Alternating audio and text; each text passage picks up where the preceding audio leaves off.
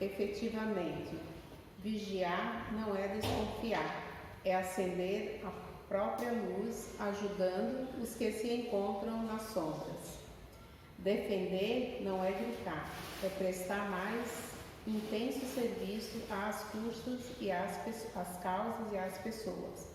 Ajudar não é impor, é amparar, substancialmente, sem pruridos de personalismo, para que o beneficiário cresça, se ilumine e seja feliz por si mesmo. Ensinar não é ferir, é orientar o próximo amorosamente para o reino da compreensão e da paz. Renovar não é destruir, é respeitar os fundamentos, restaurando as obras para o bem geral. Esclarecer não é discutir, é auxiliar através do espírito de serviço e da boa vontade, o entendimento daquele que ignora. Amar não é desejar, é compreender sempre, dar de si mesmo, renunciar aos próprios caprichos e sacrificar-se para que a luz divina do verdadeiro amor resplandeça. Então, vamos nos harmonizar, acalmar a nossa mente, elevar o nosso pensamento ao Mestre Jesus, agradecendo por mais esse dia, por mais essa oportunidade de estarmos aqui para receber as energias que foram preparadas para cada um, de acordo com a necessidade de cada um e o merecimento.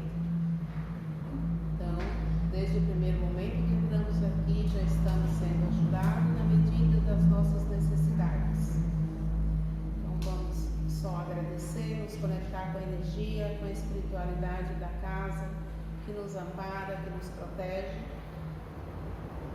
que nos dá que nos oportuniza de estarmos aqui para receber todos esses benefícios. Ave Maria, cheia de graça, o Senhor é convosco. Bendita sois vós entre as mulheres, e bendito é o fruto do vosso ventre, Jesus. Santa Maria, Mãe de Jesus, rogai por nós, devedores, agora e na hora do nosso desencargo. Que assim seja. Então, vamos à boa noite, nosso palestrante, nosso irmão Marinho. Que prazer, coisa boa, você ouvir mais um pouco, seu Marinho. Obrigado.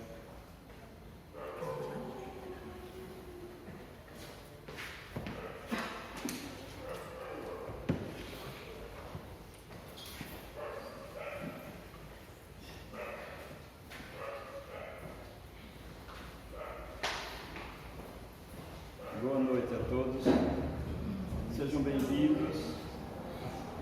É um prazer, uma honra estar aqui para conversar um pouquinho sobre esse tema meio polêmico, né? Um tema de uma certa forma meio interessante, porque a todos nós interessa saber alguma coisa sobre um assunto que domina o mundo. Em todos os meios, em todos os lugares que nós estivermos, meios familiares, trabalho, sociais, nós nos deparamos com algum assunto que nos leva às informações do mundo das drogas. Tem sido hoje um dos assuntos mais comentados nos meios estudantis, mais assustadores. Os nossos jovens são presas fáceis para se envolver com as drogas. E no que nós estávamos no nosso estudo aqui, agora na nossa roda de conversa, foi falado sobre os riscos ou o uso das drogas, e me chamou a atenção porque se fala de prevenção em tudo, mas não há uma prevenção efetiva para evitar o envolvimento com as drogas. E os nossos jovens estão se envolvendo com facilidade porque eles têm um emocional muito fragilizado. Eu digo que o jovem de hoje é mais fragilizado do que do nosso tempo, os jovens do nosso tempo. Eles são sensíveis a pequenas coisas. No nosso tempo, a gente escutava um não e aceitava o não. O jovem hoje não aceita o não. Ele fica melindrado com qualquer contrariedade. Chamou atenção, ele fica sofrendo e logo acaba se permitindo redobrar esse sentimento a todos os momentos. E aí fica vulnerável às ofertas negativas do meio. Mas nós vamos falar de dois personagens, drogas e nós, seres humanos. Precisamos relatar um pouquinho sobre os dois. Eu gostaria de falar primeiro sobre drogas. O que é drogas? Qual o conceito que nós temos de drogas? E nós sabemos que lá na Organização Mundial de Saúde tem um conceito científico que diz: drogas são substâncias naturais, semissintéticas ou sintéticas, lícitas ou ilícitas, que consumida ou ingerida causa alterações em nosso organismo. Esse é o conceito geral que nós temos de drogas. E aí, nós sabemos, diante desse conceito, nós sabemos que as drogas naturais é aquelas que são extraídas de forma natural de plantas, semissintéticas, que elas passam, essa extração das plantas, passam por um processo biológico de transformação, semissintéticas. E as sintéticas são as formadas em laboratórios exclusivamente, em produtos de laboratório. A semissintética tem parte natural e parte formada em laboratório. Lícitas, que são liberadas para consumo, como o álcool, o fumo. Ilícitas, que são proibidas. Assim está definido o nosso conceito, nossa informação sobre drogas. Atualmente, o consumo indiscriminado de drogas tem sido um dos mais graves problemas da sociedade em que nós vivemos. O que assusta não é apenas saber que o consumo tem sido indiscriminado de forma acentuada, é que cresceu muito entre jovens, adolescentes e até crianças. Hoje usam drogas. Para quem tem oportunidade de conviver com crianças, pré-adolescentes, em alguns bairros mais periféricos das grandes cidades, sabe que eles estão envolvidos, desde criancinhas já estão se envolvendo, já estão fazendo parte desse consumo. E tem crescido muito, principalmente nas cidades, grandes cidades, nas áreas urbanas.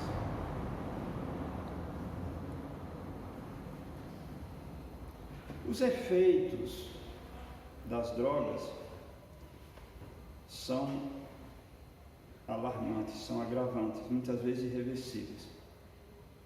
Mas antes dos efeitos propriamente ditos, nós vivenciamos alguns efeitos colaterais, apenas efeitos colaterais, que afetam o nosso organismo, que a gente pode identificar muitas vezes por alterações mais leves, alterações do sono, alterações do apetite, algumas atitudes, comportamento dos jovens, e em alguns momentos os pais, os familiares não conseguem perceber, porque nós não acreditamos que o nosso filho vá se envolver com o tal produto.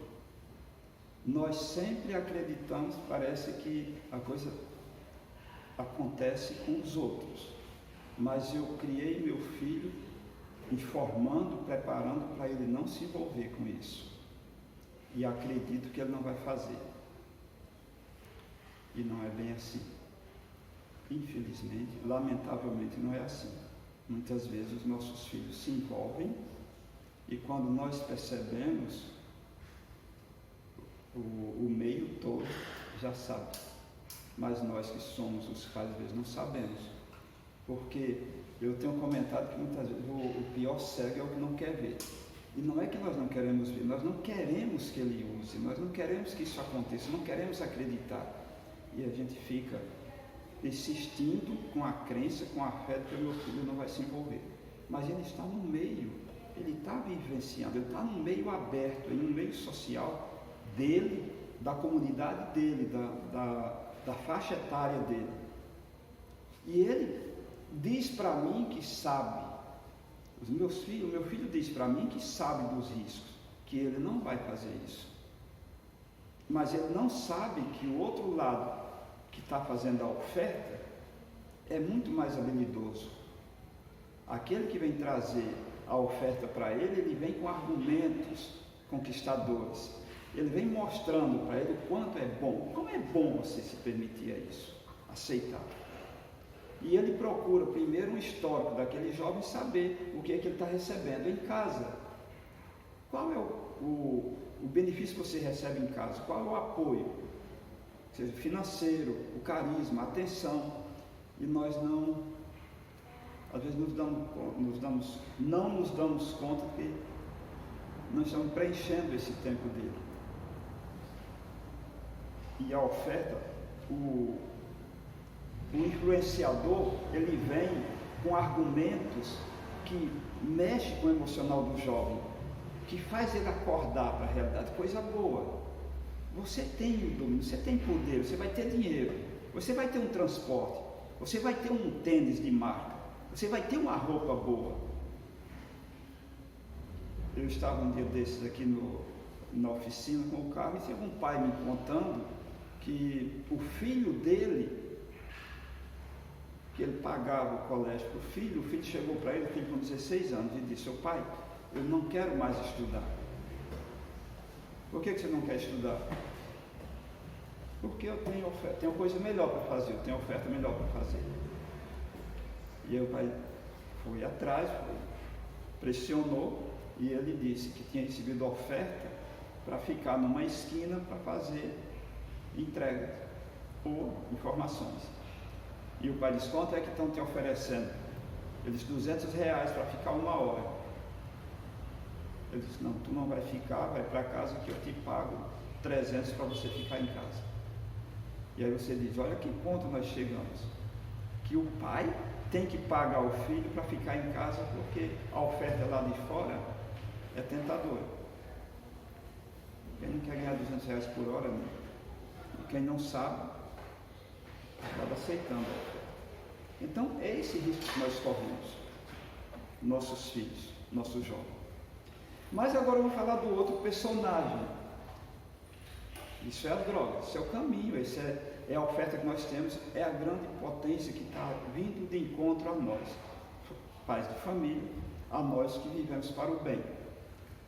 E esse potencial que domina o mundo, que já chegou em todos os meios, inclusive lá na roça, já chegou. A influência da droga está funcionando por lá. Já estive lá, vendo o que acontece. Assaltantes com influência da droga, e eles estão assaltando lá, numa passagem de uma cancela, quando sabe que o morador do outro lado recebeu R$50. Eles vão para lá e assaltam. Tudo influenciado para comprar drogas, né? Então já chegou lá. Mas aí, isso vem a oferta para nós, seres humanos, esse ser humano fantástico, esse Filho de Deus, esse ser que foi criado à imagem e semelhança de Deus, que tem todo um organismo funcionando em perfeita harmonia, um ser que não conhece quase nada de si próprio, embora tenha lá na Bíblia dizendo: conhece-te a ti mesmo. Escutamos direto alguém dizer: procura se conhecer, busca o autoconhecimento. Quando se fala sobre autoestima, a primeira coisa que vem, qual é um dos segmentos, os argumentos que se pede para você fazer para tentar reencontrar ou aumentar elevar sua autoestima? Autoconhecimento. É outra situação que foi comentada aqui, que o jovem não faz. O jovem não busca conhecer a si próprio. Então o jovem acha que ele não vale nada, ele não consegue enxergar valores em si próprio. E essa formação vai crescendo, se torna adulto, não se conhece, não vê os seus próprios valores. E se nós pararmos para seguir os ensinamentos de Cristo, nós vamos ver que valores fantásticos somos nós, que valores nós temos. Nós somos uma máquina perfeita, mas nós temos um conteúdo fantástico, interno. Nós fomos criados por Deus para evoluirmos, para nos descobrirmos, para aprender. E se diz, conhecimento, adquira conhecimento. Você quer viver em paz? Busque o seu conhecimento. Você quer ter tranquilidade, viver sem dor? Busque conhecimento. A aquisição de conhecimento te deixa zen, te deixa em paz, te deixa viver. Você vive o aqui e agora, você vive o hoje, você não vive o passado como necessidade para a sua vida, você vive como história. Você não vive um futuro como ansiedade, você vive o teu presente. Então, essa máquina que Deus estruturou, preparou o seu habitat, organizou como você deveria viver, com todas as necessidades, atendeu a todas. Nós temos órgãos internos funcionando perfeitamente, sem nós termos que pensar nisso. Nós temos um cérebro que comanda o nosso organismo, comanda o nosso corpo, nossas decisões, sem você estar preocupado com isso. Um coração que bate diariamente, horas, mais horas, sem você estar preocupado com isso. Tudo funciona perfeito. Mas mesmo assim, Deus mandou um homem para vir aqui e dizer como é que você deve viver. E te deu as orientações. Esse é o caminho. E ele disse, mas eu sou o caminho, a verdade e a vida. E aí ele disse, segue. Esse é o caminho que você deve seguir. Mesmo assim, achou que o homem poderia não atender as orientações dele, os ensinamentos, o exemplo. E aí Deus disse, escreve. Aí ele pegou seus apóstolos e escreveu normas. É assim que você tem que fazer. E aí nós temos um livro enorme, contando, ensinando, é assim que nós devemos viver. Viva em paz, viva bem, só isso. Você só tem que fazer, e é tudo simples, já está tudo pronto. Você tem tudo perfeito, tudo funcionando perfeito. Agora é só seguir o caminho, fazer o bem, pratica a caridade e faz as coisas boas. Porque tem muito mais coisas ruins de oferta para fazer, e muita gente segue as coisas ruins, muitos de nós, do que obrigações de coisas boas. Então as coisas boas são poucas, é só você fazer, é tudo natural, é tudo simples. Mas Deus deixou tudo pronto assim, orientou, mas disse, você tem o livre-arbítrio para decidir. Faz o que quiseres. Você tem os dois caminhos, você escolhe que caminho você quer seguir. Então nós temos livre-arbítrio. Aí o homem disse, o homem estudou, um homem inteligente, ele estudou e disse, as emoções que Deus deixou para mim não são tão boas. Eu vou procurar alguma coisa que me cause emoções melhores, emoções mais fortes. Eu vou procurar descobrir alguma fórmula que mexa realmente comigo, com o ser humano, com a estrutura. E aí se organizou, não sei quem, que tipo de cientista, né? Mas a ciência poderia tomar outro rumo melhor, tomou rumo para fabricar essa substância, se me permitem dizer, essa substância maligna, que hoje vem destruindo famílias, destruindo o ser humano. E aí o homem encontrou uma substância, conseguiu estruturar, foi lá no laboratório e montou uma substância que ele consegue alterar todo o seu organismo, todo o seu sistema orgânico. E aí ele usa, encontra uma felicidade, sabe que tipo, né? Digamos que seja uma pseudo-felicidade, mas para ele no momento é uma felicidade, sem se preocupar com as consequências futuras, que são danosas. E assim foi a descoberta, foi aí que ele fez a sua caminhada. Foi assim que a droga cresceu e continua crescendo. E sabe-se hoje que os efeitos das drogas no organismo humano são devastadores. Os efeitos das drogas, além daqueles efeitos colaterais, gera doenças, desencadeia doenças graves, doença do coração, doença do fígado, doenças mentais, transtornos psiquiátricos graves, doenças de órgãos internos, causadores de câncer, entre tantas outras doenças que desencadeiam. Mas a doença do meio, a doença da sociedade, a doença da família. Então não é só o usuário que adoece toda a família.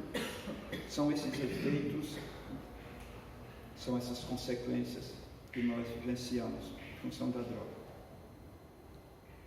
E tem a droga, além de ser danosa, ser ofensiva, a droga tem um outro agravante, que os próprios fornecedores ainda adicionam substâncias nesse produto, que essa substância é mais danosa ainda. Se sabe de históricos de drogas que são misturadas até com cimento, farinha, o cimento, são adicionados para pesar mais, é uma substância mais pesada, para que eles ganhem mais dinheiro. Então, além do prejuízo à saúde pelo próprio produto em si, mais a mistura, né? Se falando dos efeitos no organismo, por si só já seria um desastre, se pensar em tantos danos que causam de forma generalizada, pessoal e com todo o meio onde ele convive. Mas o que é pouco divulgado e quase ninguém sabe, só nós temos a oportunidade de ficarmos sabendo, é que além dos danos físicos da matéria, a droga também causa danos espirituais.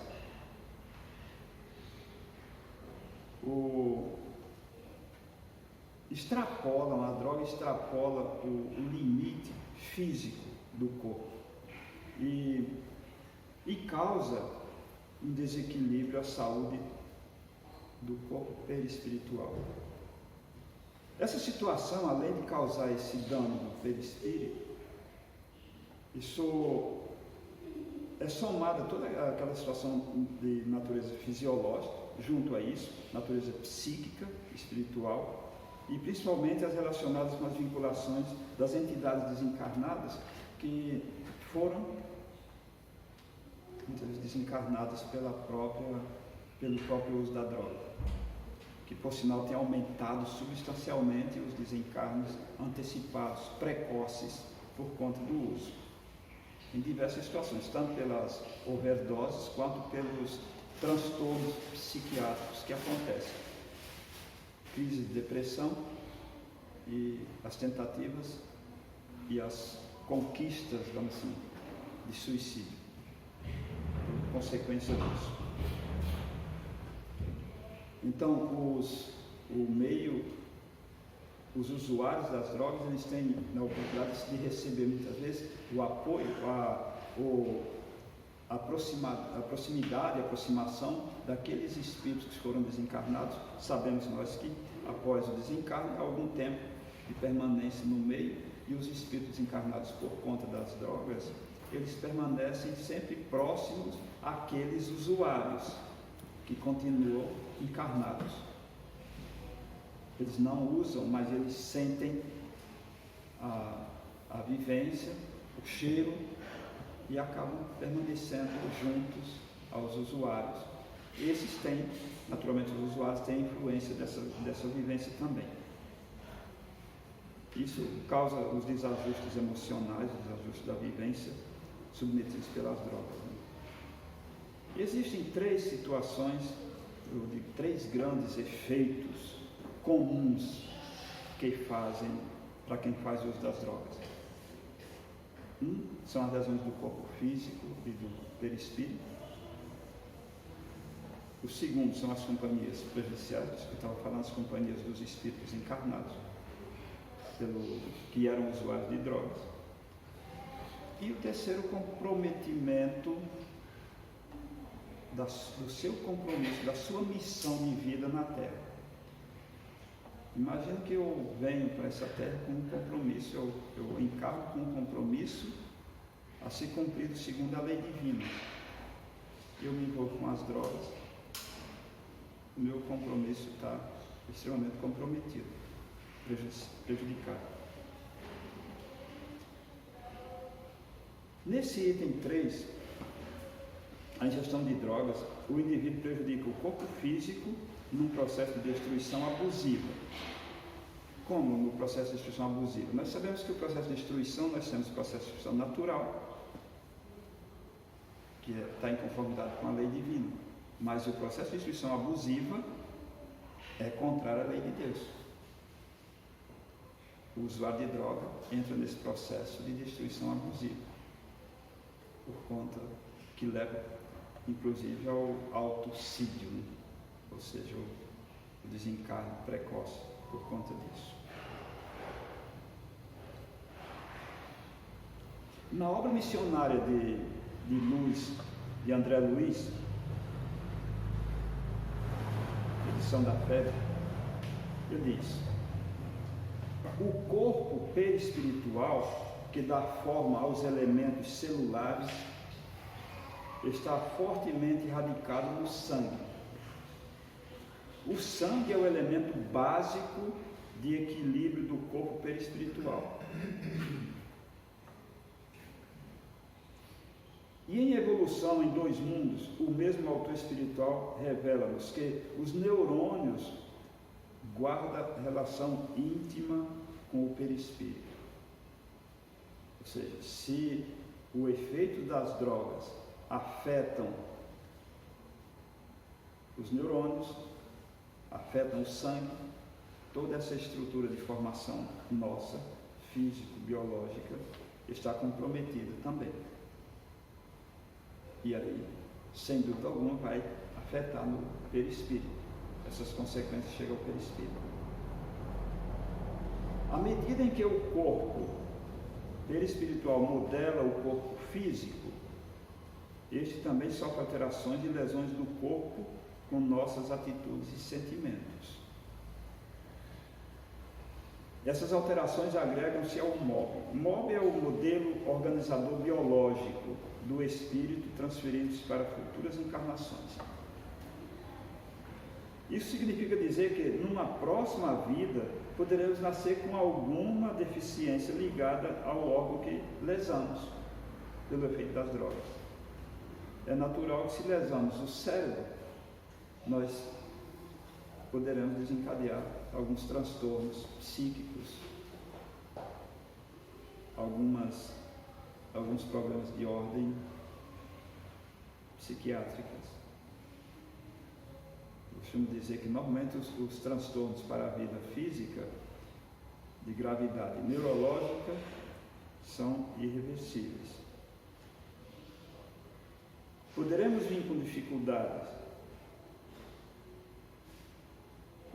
dificuldades respiratórias, doenças do fígado, e dependendo da gravidade da lesão, às vezes se faz necessário várias vidas, várias encarnações para que seja reestruturado, para que seja corrigido. Grande parte dos problemas de saúde física inexplicáveis, e nós procuramos tratamento, se busca informações, não sabemos o porquê. Nem sempre o usuário de drogas é uma pessoa culpada pelo seu transtorno, pela sua vida, pelo que ele está sofrendo, pelo seu sofrimento. Muitas vezes ele está, o espírito que encarnou vem com essas sequelas e naturalmente vai conviver com essas sequelas.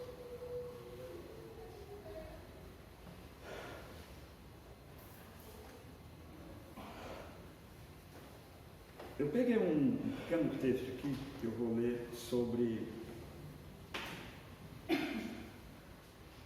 o que nós precisamos viver como espíritas, que nós devemos estarmos atentos.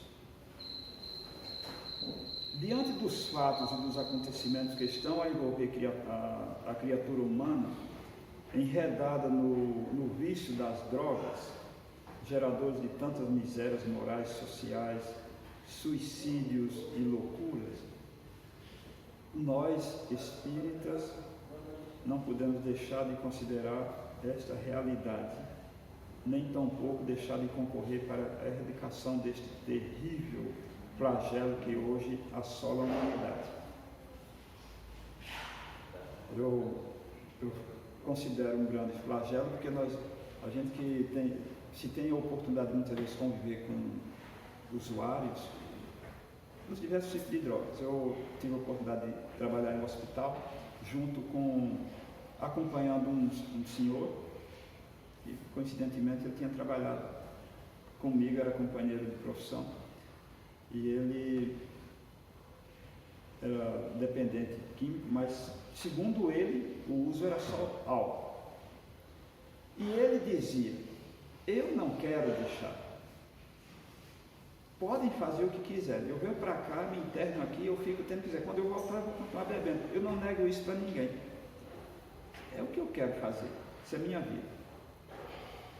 Sabes que como ele falava para mim, tantos outros falam também, usuários, porque ele tem uma satisfação quando usa.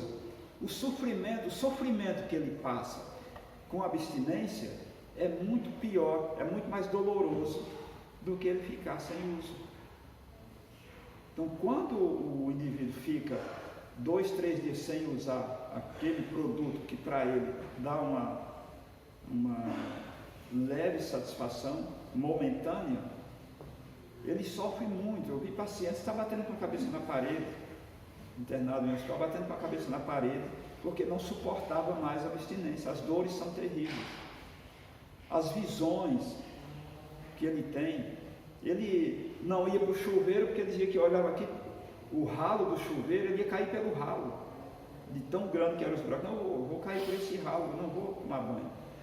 Outros momentos ele dizia, quando ele ligar o chuveiro, eu não vou entrar no chuveiro que está caindo cobrinhas pela água. Então, essa vivência que ele relatava, para ele era o sofrimento que ele estava vivendo em função da abstinência. E eles não querem viver isso, é muito sofrido.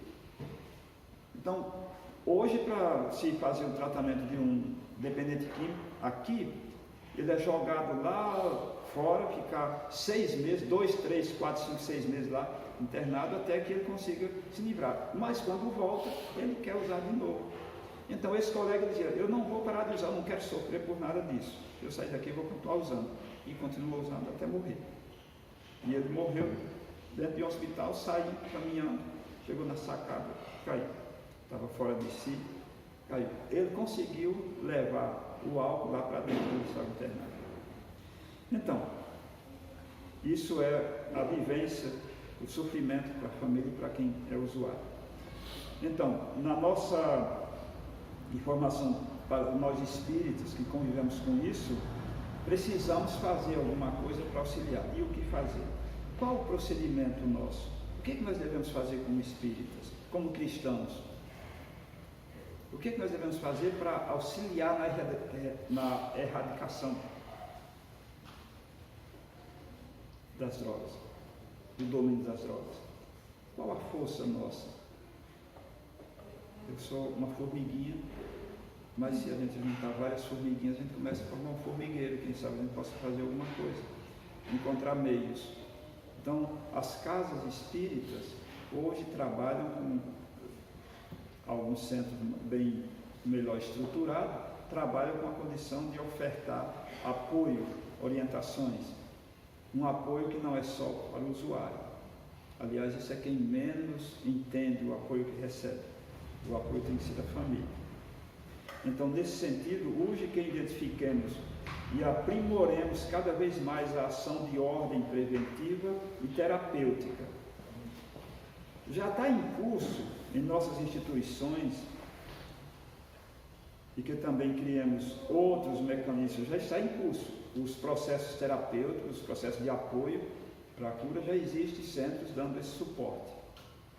Eu não sei se aqui em Santa Catarina tem algum centro desses, alguma casa de apoio que seja coordenada, organizada por centros espíritas.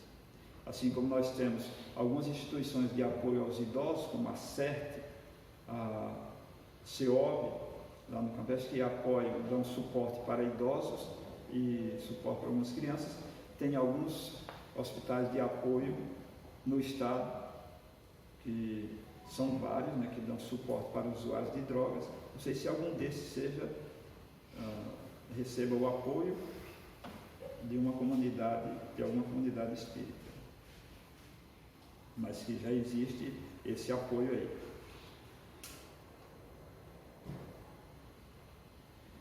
Também devemos criar algum mecanismo de ação mais específico nesse campo. Nós podemos buscar, trabalhar, encontrar alternativas, né? Sempre pensando em sintonia com os ensinamentos do Espiritismo.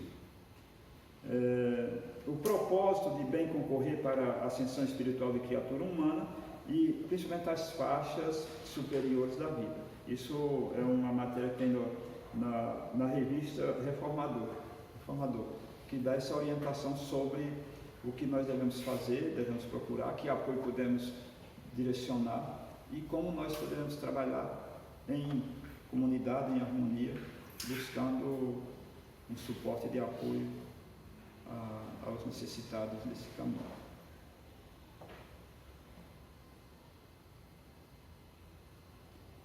Bom,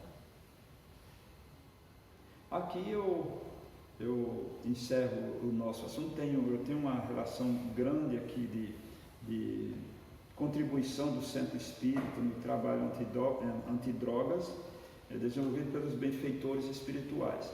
Eu tenho, de repente, a gente coloca no nosso grupo ali algumas informações dessas, de orientações de caminho que nós podemos tomar, em que situação podemos dar a nossa parcela de contribuição. Tá? Mas o nosso assunto é esse aí. Lamentavelmente é um assunto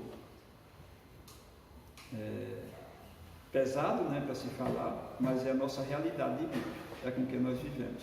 E grande problema das doenças, os transtornos mentais, os transtornos emocionais de vivência na comunidade, que levam hoje a nós termos no mundo o maior índice de doenças, transtornos do humor, depressão, um grande influenciador, ou seja, uma grande parcela causada pelo uso de drogas indiscriminado.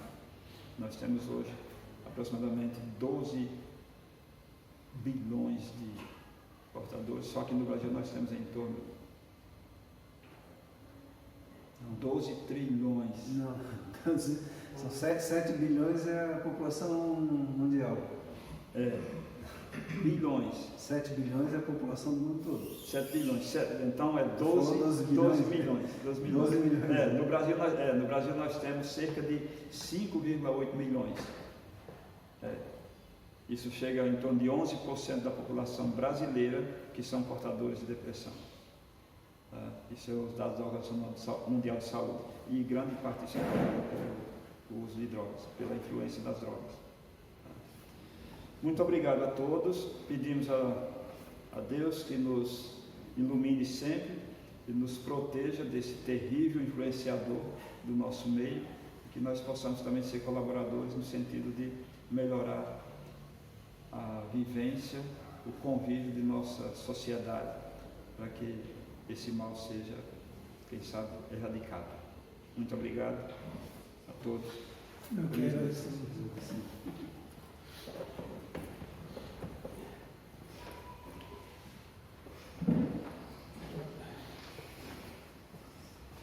obrigado, meu irmão, você que é filho dessa casa. Muito obrigado a todos pela atenção que prestaram para nosso irmão. Eu faria um reforço para nós continuar pensando nesse assunto cada dia, porque não é um assunto que nós possamos simplesmente imaginar. Nós saímos na rua, aqui perto, aqui na nossa rua mesmo, nós temos vastas evidências do malefício que as drogas causam, e como o nosso irmão falou, a casa espírita, os integrantes, os frequentadores da casa espírita, o espírita tem um papel muito importante e a sociedade reclama dessa contribuição, e certamente, meu irmão, sim, a casa espírita, a nossa principalmente, precisa participar dessa luta. E a esse respeito, eu lembro que o nosso irmão e a sua esposa Kátia, que são trabalhadores da nossa casa, são psicólogos, e caso necessário, caso a comunidade necessite alguma orientação nesse sentido, podem procurar o apoio e o aconselhamento. Através das nossas páginas sociais, tenho contatos, principalmente da Kátia, que vai fazer. Então, eu peço a todos que me acompanhem nessa intenção de levar o nosso pensamento, de contribuir com a espiritualidade desta casa, para que possamos levar além das paredes da nossa casa as vibrações de amor, desejosos de contribuir no combate a esse malefício, a essa doença.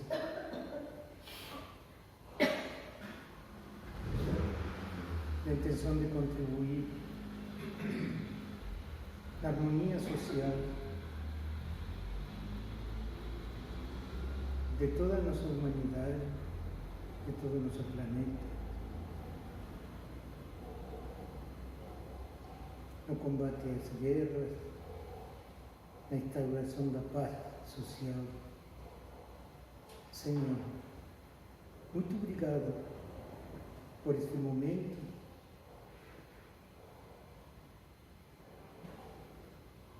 Por tudo que recebemos. Permite, Senhor, que floresça em nossos corações e em nossa consciência o comprometimento no trabalho do bem em favor de todos nós. Que assim seja. Muito obrigado a todos.